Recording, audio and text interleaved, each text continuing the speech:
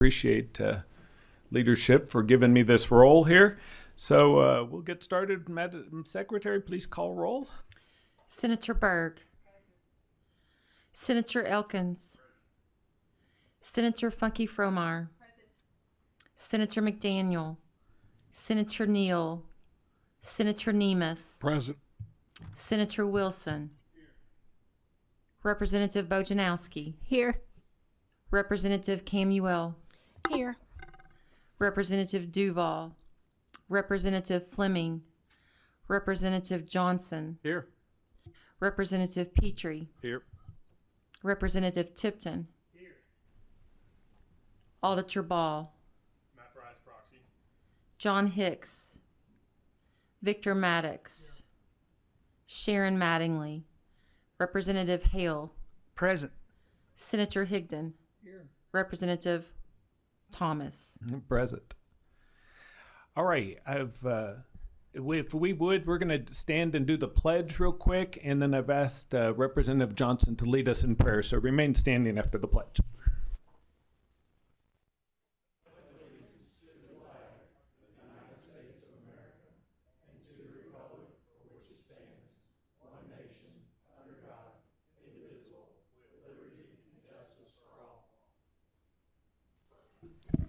Please join me in prayer. Dear Father, we come to you today thankful for all that you've given us. We thank you for this day, for the beautiful weather that we've had today. We thank you for all the many blessings you give us. Lord, as we come together to do your work, we ask that you'll guide our hearts and our minds. Allow us the wisdom that you would have us have so we can make the best decisions possible for the state of Kentucky. It's all this we pray in the name of Jesus Christ. Amen.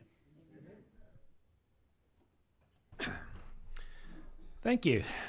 Members, if you'd look in your packet, you will see the minutes from January 27th. I would entertain a motion to approve. Second. Motion I heard over that way. Senator Elkins? Yep. Okay. You have a second? All right. All in favor signify by aye. Aye. Opposed? All right. Are there any members have any comments or any guests out in the audience that they'd like to introduce or anything? All right. Well, if not, we will just move right into the agenda. Representative or Chairman Petrie, if you want, take the floor. We're discussion on House Bill 694. And I'm actually usually looking up at you more, so I'm sure you know about the green light issue and all that. So.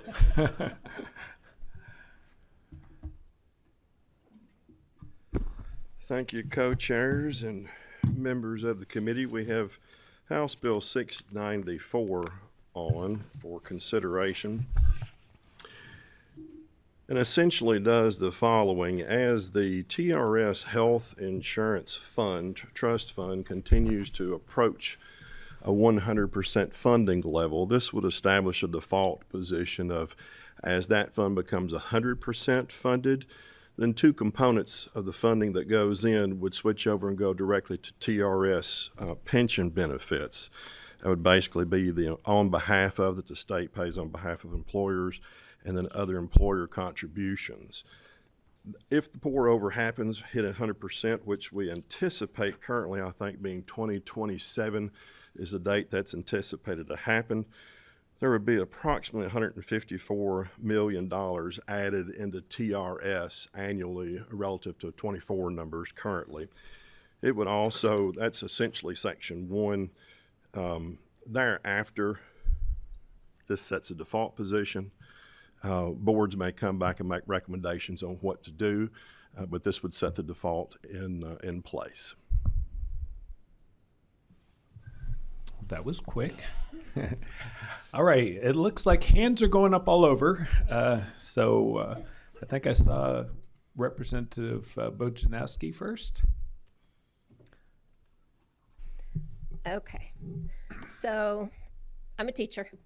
When I signed my contract, it was my understanding that I would pay X number of dollars and that I would then be vested in the pension and get that return. There was an agreement made in 2010 for the shared responsibility where teachers agreed to pay an additional 3% per year. 3.75% of my pay last year was $3,189. So just to understand what this would mean was that once we had met to the shared responsibility level on the health insurance, that I would be paying for unfunded liability that is the responsibility of the General Assembly, not you, not me. We weren't there when that decision was made, sure. But we're shifting on to teachers this responsibility to pay off the unfunded liability. Is that correct? Incorrect.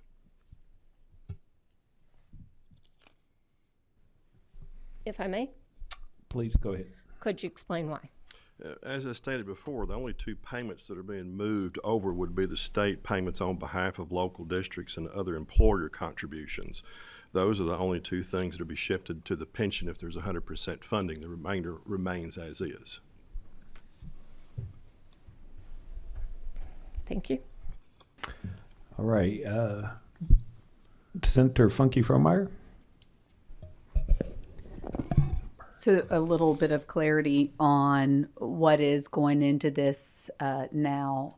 Rep. Rojaneski was suggesting the portion of the employees, and then there's a portion of the districts, and then there's a portion of the state.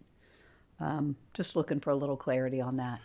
Yeah, so again, you have state payments on behalf of local school districts. You've got state payments over and above statutory rate that we make. State payments relative to under 65 retirees, other employer contributions, and these are universities and other participating employers. And then you have the employee contribution. Out of all of these, what Section 1 sub 2 points to is that the on behalf of payments for local districts, health trust amount would be shifted over to the pension amount in the event of 100% funding of the health insurance trust fund, and the same would be true of other employer contributions. The health trust amount, once it reached 100%, it would be shifted over to or poured over into the TRS regular pension benefits. All of the other things remain as is. All right. I have Representative Tipton. Thank you, Mr. Chair, and I have a couple of questions, if I may. Chair Petrie, I'm going to try and help the members understand what you just said. Okay, thank you. So I understand there are four main components to go into this health fund. The employee contribution, which is 3.75%. The school district contribution of 3%, which is an on behalf of payment from the state. Mm-hmm. The state contributes 0.75%, and then we have the amount of money that we annually or biannually in the budget appropriate for the under 65, which I think is around $70 million per year in that neighborhood. Currently. This bill just deals with the employer contribution of that 3% that the school districts pay. They receive on behalf in the 0.75%. Correct. Now my question goes to the employee contribution of 3.75%. As this is written, even at 100% funding, that 3.75% would continue to go into the health plan. Now, staff has told me, and I think we can verify with TRS, that normal cost is about 2%. Have you given any consideration to putting something in statute going forward when we get to this 100% to maybe lower the employee contribution? Is that something that we can discuss? Because like Representative Bojanowski said, if we can keep that 2% in there, at least even if we can reduce that at some point in time, and if it gets up to a certain level, maybe we could eliminate it altogether. Would you be open to having that conversation? Open to any conversation like that. Again, from the very first statements regarding the bill, this sets a default position for when we hit 100% funding. That funding has to be maintained, and it doesn't prevent a board from, after reaching 100% funding, from making a recommendation about how to proceed. Or statutorily, a legislator wants to say this is how we need to reset the presumption. However, when we hit 27 and 100% funding, if we don't have something else recommended, we don't have another plan, this is the default position. I understand. I have one more question, Mr. Chair. Yeah, Go ahead. Several of our plans in KPPA, the health insurance is well over 100% funding. Is this approach something we could look at to divert payments from those health plans? We're not paying anything in those health plans since they're over 100%, correct?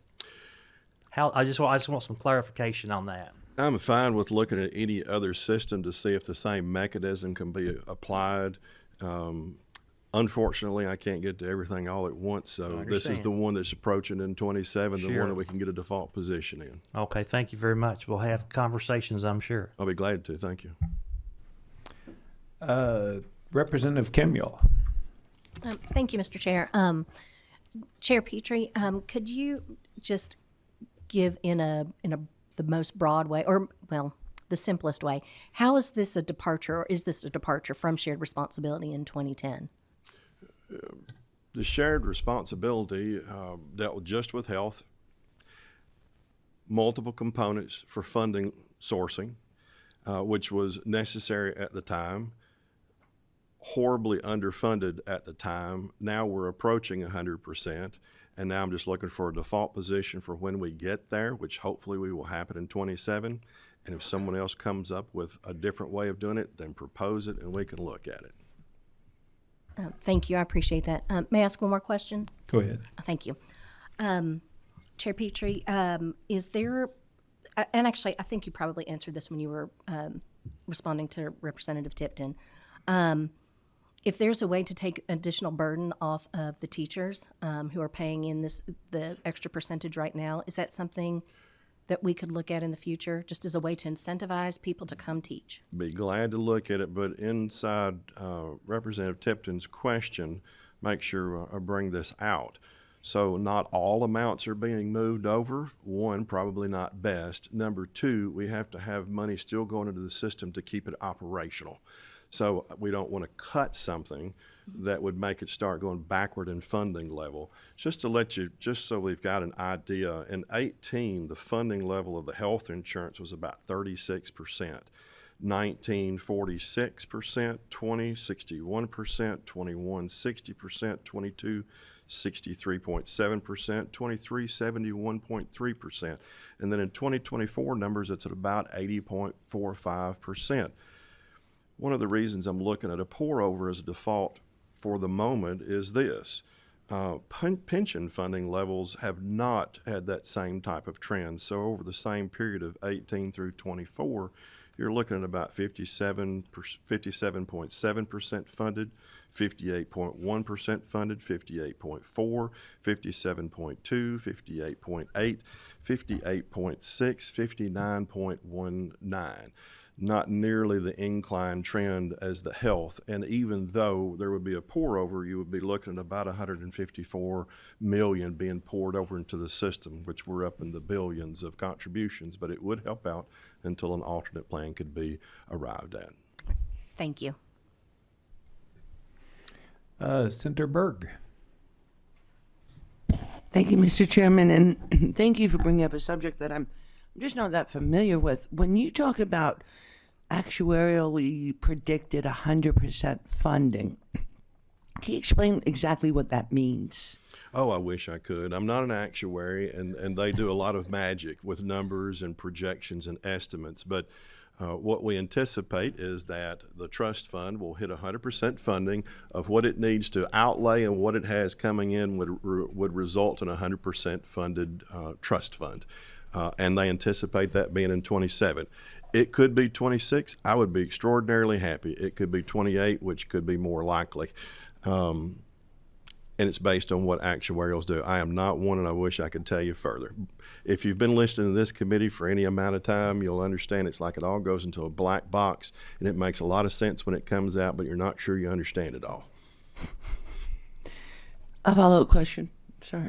So, does 100% funding guarantee that the program can cover 100% of the anticipated medical bills of the community? I look at it more, and it's estimated to cover 100% of those, so that it's at 100%. If you'll note also in section 1, sub 3, it talks about in the event we go from 100% funding, let's say that's hit in 27, and then it goes down to 95, because sometimes things happen unexpectedly.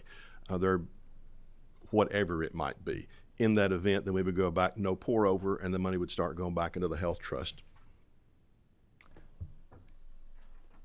Can I follow up, sir? Go ahead. So you trust the actuarial analysis that what they say is 100% funding is actually adequate? You don't feel the need to bolster that by a 10 or 20% just to be absolutely certain? No, I don't. And I won't say that it's 100% accuracy, but those are the projections and the type of mechanisms that this board, with every fund that we deal with, utilizes. Okay. Thank you. Thank you. Thank you. All right, Senator Higdon, Co-Chair Higdon. Thank you, Mr. Chairman. And Chairman Petrie, thank you for bringing this bill forward. It's one of these things that we know it has to be talked about because that day's coming, thank God, that this is fully funded. And looking around, I'm the only legislator here that voted for this bill. And that was in 2010, and I remember the conversations very well. And so back to the percentage that the educators were put in, that they did 2%, and it was phased in a 0.5% a year over 4 years, and worked out very well. And so hopefully we'll see that we, when we unravel this, that we will, the educators will get some of their 3 3/4% back. I think that was always the anticipation that would happen, but not. And you could talk to 100 people that were here at that time. You'll get 100 different answers of how they thought shared responsibility would wind down. So again, thank you for bringing this forward. Thank you for starting this conversation, and we will have a lot of conversation, and we can talk to that same 100 people that I was talking about, and they'll have you 100 different ways to unwind it. So again, thank you for bringing this forward. Very good, thank you. And one of the reasons we went with just a straight 100% 95 and didn't deal with the funding mechanisms and percentages is back to Senator Berg's question. Actuarials are set now. Once you start tinkering with and modifying those percentages, you're going to throw all projections off. All righty. Any members have any more questions or anything, or everyone's good? Chairman Petrie is very accessible. He always seems to answer calls or will call you back. So if you think of him later on, or if you have constituents, I think I'm not speaking out of line there, that you are available to try to answer any questions there. So thank you for your testimony. Thank you very much. All righty. We're going to move on to Senate Bill 183. Senator Matt Nunn, if you want to come on down, introduce yourself for the record, even though we just kind of did, but you know about the green buttons too. Yeah, I am not Siri, although I am pleased to meet y'all. Thank you, co-chairs, co-chairman, and members of the committee. I am Senator Matt Nunn, representing District 17, and I do have a guest here with me today. Chris Nolan, representing the APCIA, the American Property Casualty Insurance Association. I'll explain this bill in two parts. First of all, what it does, and number two, why it's necessary. What it does, it does two things. Number one, it updates 4 different sections of KRS, beginning at pages 1, 5, 12, and 18 of the bill. It does the same exact thing in all 4 sections. It defines a shareholder-sponsored proposal and an economic analysis, and it establishes that when a shareholder-sponsored proposal is presented for a vote by a company's shareholders, a proxy advisor voting on behalf of the retirement system must act solely in the interest of the retirement system's members and beneficiaries. Here's why that's important and necessary. Proxy advisors hired by retirement systems have shown a penchant for supporting environmental, social, and governance agendas, also known as ESG in the common vernacular. They've done so by voting or recommending a vote for shareholder-sponsored proposals contrary to the advice of a company's board of directors. ESG-related proposals accounted for 61% of all proposals in 2022, according to a U.S. House of Representatives memorandum. These large blocks of votes can lead to the adoption of measures that promote left-leaning goals to solve complex societal and global issues to the detriment of shareholders, our current and future state retirees. The two largest proxy advisor firms are ISS and Glass Lewis. Together, they command 97% of the market, and I learned that at least one of our state's funds uses ISS as a proxy advisor. The U.S. proxy voting guidelines of ISS are terribly broad and would allow for recommendations that are political or social in nature and contrary to the interest of shareholders. It is well documented that ISS regularly recommends or votes in favor of shareholder proposals that are not in the economic interest of shareholders. ISS is not subject to meaningful regulation and is a foreign entity. That's a key point that we'll talk about later. Their influence over the voting shares cannot be overstated and is evident by the number of shares that vote in line with ISS recommendations within 48 to 72 hours of the ISS report being issued, and the stark differences in the levels of shareholder support received by proposals that are supported by the proxy advisor versus those that are not supported by a proxy advisor. These legislative measures will remove the free option proxy advisors currently have to recommend or vote on shareholder proposals that are not in the best interest of our current and future state retirees. I do want to mention one thing. There is a committee sub that I want to introduce that more narrowly defines proxy advisors. And I mentioned just a second ago a key point about proxy advisors not having any type of oversight or accountability. And that's why the committee sub would be necessary to narrowly define what a proxy advisor is, to bifurcate them from other advisors that do have a defined fiduciary responsibility and oversight. And I'll let Chris explain that distinction if it's okay. Repeat your question again.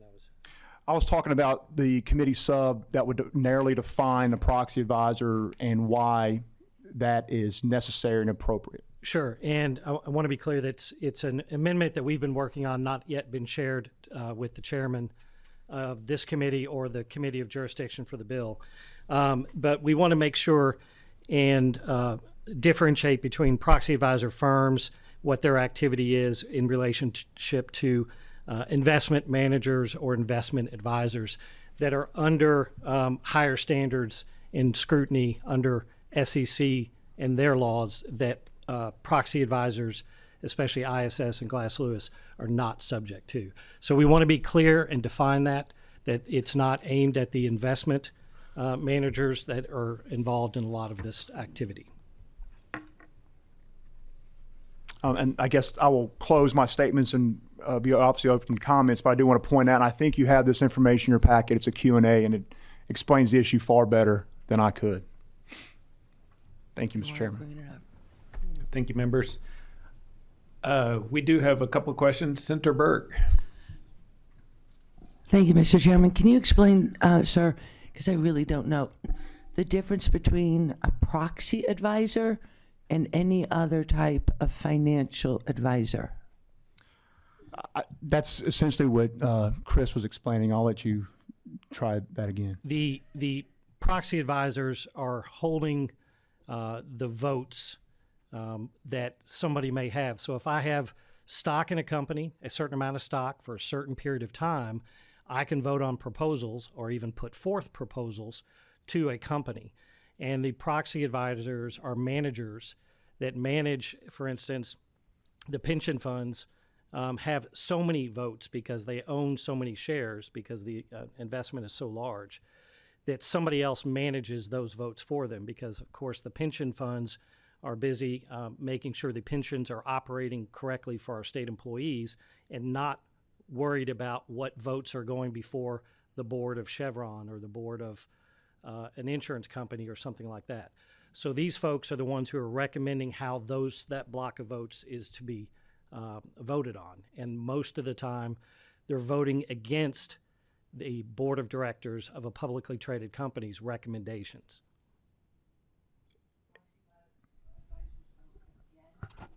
The evidence is that many of the large proxy advisors are doing that, yes.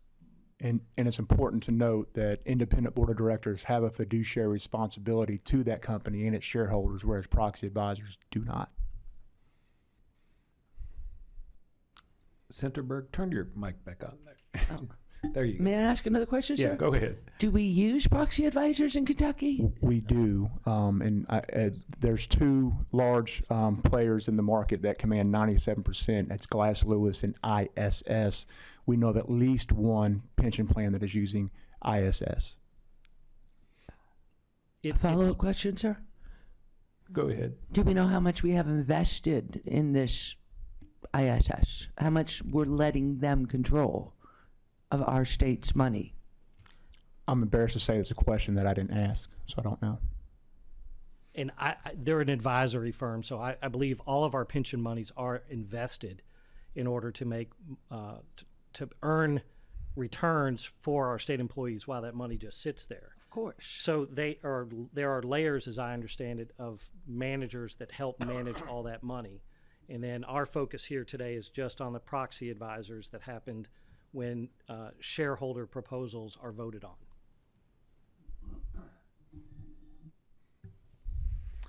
Alrighty. I'm sure they'll be available for questions too if you have some. Representative Tipton. Thank you, Mr. Chair. Senator Nunn, I appreciate you bringing this. This is a conversation we've had before PPOB, and I appreciate one comment you brought up. You brought up fiduciary responsibility, and I think that is so essential for us to understand that the money that's invested in our retirement systems, there should be a fiduciary responsibility to make sure that our state employees and all the systems are getting the maximum return possible. We dealt with this in 2023. We had legislation. Could you share a little bit about what this legislation adds or how it strengthens the law that was passed in 2023? Chris, why don't you answer that question? Sure. And the law in 2023 was it was a large piece of legislation, a very good piece of legislation that set up the framework. And what this bill does is simply amend that legislation to go one step further in one particular area, because the 2023 law said that the pension board shall not adopt the recommendations of proxy advisors and shall not allow the proxy advisors to vote on behalf of the system unless they acknowledge in writing and accept that they commit to follow the board's adopted proxy voting guidelines, which is a complex way to say. The pensions tell the proxy advisors what their guidelines are and that they should be voting in the fiduciary responsibility of the board. And so they tell them that and they sign a contract to do that. But they're not, it's kind of like a promise. They're promising to vote that way, but the proxy advisors are not voting that way. And so this bill goes one step further and says, okay, if you vote against the board's guidelines, in this case, a publicly traded board's guidelines, then show us the economic analysis that you used that voting for a proposal that's against the board's recommendations is in the best interest of that company, not of the pension system, but of the company that the pension system is invested in. Because the pension system needs the highest rate of return in its investment in that company. Okay, on that. Okay. Representative Bojanowski. Okay, let me see if I asked this correctly. So a little bit out of my purview. Would anything in this bill, or maybe even in 2023, if you know, prevent pension funds from investing in companies with higher environmental, social, or governance factors if that investment is predicted to have a higher return?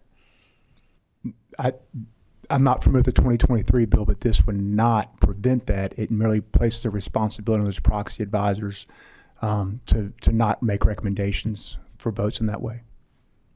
I believe that is correct, and I believe the 2023 legislation just talks about the fiduciary and pecuniary, if I say that word right, responsibility of investing pension funds. And if there is an ESG proposal that makes money and a publicly traded company is making money through various environmental, social, or governance issues, and the pension system wanted to invest in those, I'm sure they could, as long as it had a fiduciary responsibility for a return on investment.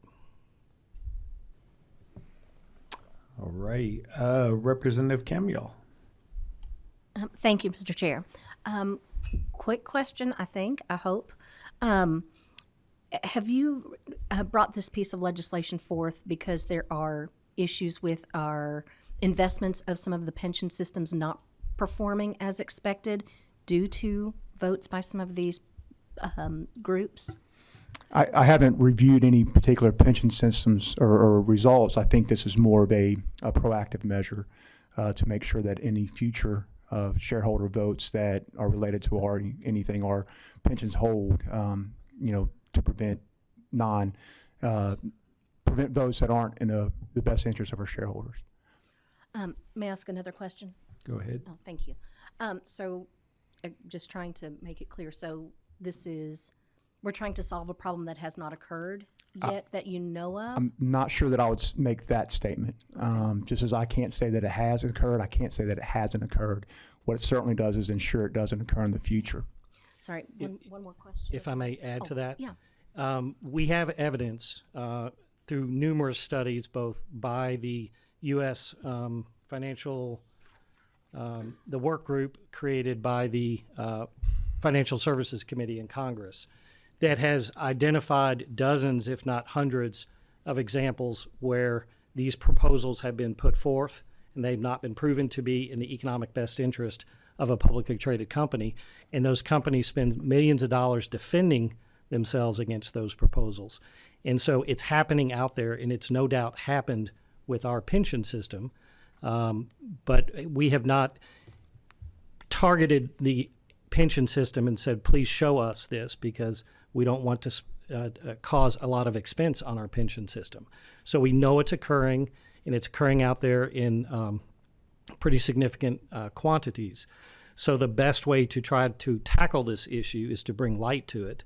And one way to do that is this group right here of legislators has the ability to set the policy for our pension systems and making it clear and shining a light to say this is happening, there's evidence that it's happening, and it shouldn't happen with our public state dollars for our pensioners. And I found the specific point that you're referencing. And this is a memorandum from the House Committee on Financial Services dated June 23rd, 2023. It states that last year, meaning 2022, ESG shareholders' proposals accounted for 61% of all proposals on proxy ballots, nearly double the previous year's counts. It goes on to say that research demonstrates a correlation between increased activism by public pension funds promoting social agendas and lower stock returns, resulting in a 14% decrease in valuation for affected companies.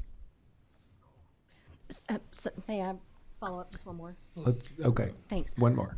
Just to make sure that I understand, so you're saying that their proxy votes caused a 14% decrease in the value of the companies, but not the value of our pensions. Is that correct? Well, the valuation of the company ultimately affects the valuation of our pensions, and so depending on what size of that company has in our pension, then yes. But I think if it's a 1% impact on our pensions, that's 1% too far. All right, thank you. Who's next? Oh, Representative Johnson. Thank you, Mr. Chairman. And I may have missed this in the language, but is there any, should one of the agencies find that they have actually invested in such a way that we haven't gotten our maximum benefits? Is there any language either in this bill or in current statute that you know of that would hold them accountable in any way? Are there any penalties that they would have to deal with? Representative, no, I'm not aware of anything. This is, again, a going forward basis. I think maybe we need to go just a little farther. Thank you, Mr. Chairman. All right, Senator Nemes. Thank y'all for this bill, and I think it's hard to understand what's really going on, and that the 97% controlled by two companies, proxy companies, are foreign entities, and they are making suggestions are what's going to be voted on by these companies that many times has nothing to do with profits or losses. And what we're doing is just a shot across the bow saying that we're looking at them. This is really very small to what we need to be doing, because they're doing a lot of things with our votes that have nothing to do with returns. We want them to only vote on returns.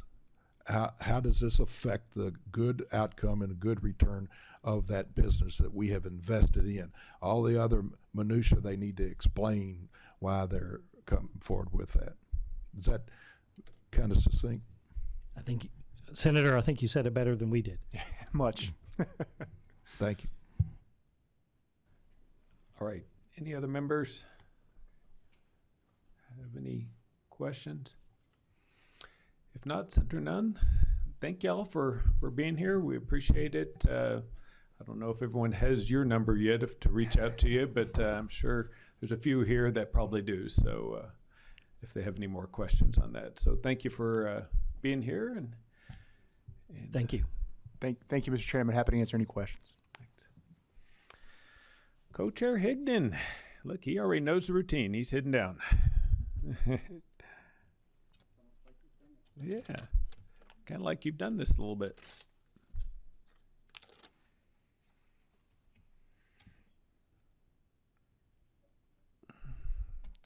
Senator, introduce yourself just in case for the record. And Senator Jimmy Higdon, 14th Senate District, and talk about something that I'll add to one of my bills that I want to make sure that it's out in the public. It's very simple. What I'd like to see is expand the membership on PPOB to get some younger members.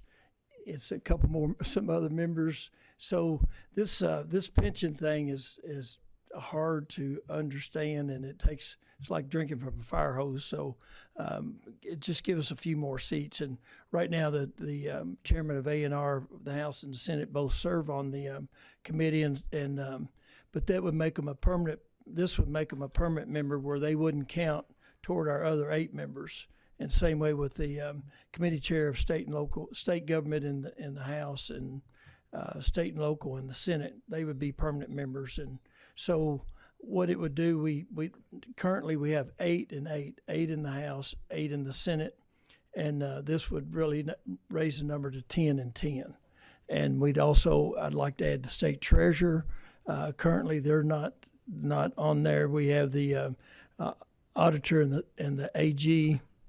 But we do not have the state treasurer, so I'd like to add that.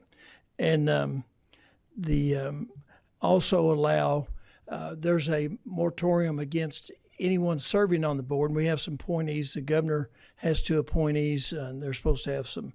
He hasn't appointed anybody for years. That those spots are vacant, and we have 2 other spots. One appointed by the President of the Senate, and the other one by the Speaker of the House. And those are supposed to have some pension experience also. But there's a moratorium in the current bill, the way the legislation is written, that no one who participates in any of the retirement systems could serve on the board. And I just think that's probably, I know I serve on the Legislative Judicial Oversight Board, and I do participate in that plan. So I don't see a reason why PPOB would say that a former legislator or someone who worked with CERS or KERS or TRS couldn't serve on the board. So I'd like to make those changes, and like I said, I wanted to bring them before you all today and kind of run up the flagpole and see if you would agree to that. But like I said, we do need members. We need people that understand the pension system. Had we done this 30 years ago, we probably wouldn't have the issues that we have today, because simply all the time until PPOB was started, there were 2 people in the House of Representatives, Mike Cherry and Yance, Representative Yance. They were the pension gurus. Everything went through them, and really nobody else understood pensions but those 2. And so now we're more diverse. We have a lot of people that understand pensions, but I'd like to get some more exposed to it, especially younger members. That's it. Take any questions, Mr. Chairman. All right, there are at least one question. Okay. Representative Bojanowski. All right, thank you. So I just want to make sure I understood what you said. I am a teacher and I'm in TRS. Are you saying that I would continue to be allowed to be on PPOB? I'm talking the appointees, the governor's appointees. He has two. I see. The Okay, Senate president has one, and the speaker has one. right. Any of those four members currently could not be someone who has participated in any of the retirement systems. Most likely a retired person, or it could be an active member too. I don't see well, I guess the Senate president could appoint another legislator if that was his choice. But anyway, it's thinking about somebody outside of the General Assembly. Maybe a former legislator, like I said, maybe a retired teacher, but the way it's currently written would not allow you when you retire to serve on this board. And you would make a good member, so it shouldn't be that way. Alrighty, do we have any more questions, comments for Co-Chair Higdon? I believe that's it. You did a good job explaining. Well, Go thank ahead. you. And just to back you up, I want to remind what we're doing here today. Any bill that it involves the retirement systems must be vetted in PPOB before we'll hear it on the House or the Senate floor. And Senate leadership and House leadership has bought in on that with us, and so that's what we're doing today, is making sure that every bill that involves pensions goes through the entire process, and it starts here, and we get to vet it here. So thank you all, and thank you for your work. We used to have schickelized. I guess we could say it's Higginized now. Or No, something. it's schickelized. It sounds it falls off the tongue much better. Alrighty, members, kind of stay tuned on the March meeting. That kind of, if we were to meet, it kind of falls kind of when we're not up here during the veto period. So we will only if we have to, I think. So I'll let Co-Chair Higdon kind of make that decision. If there's no other business in front of us, we stand adjourned.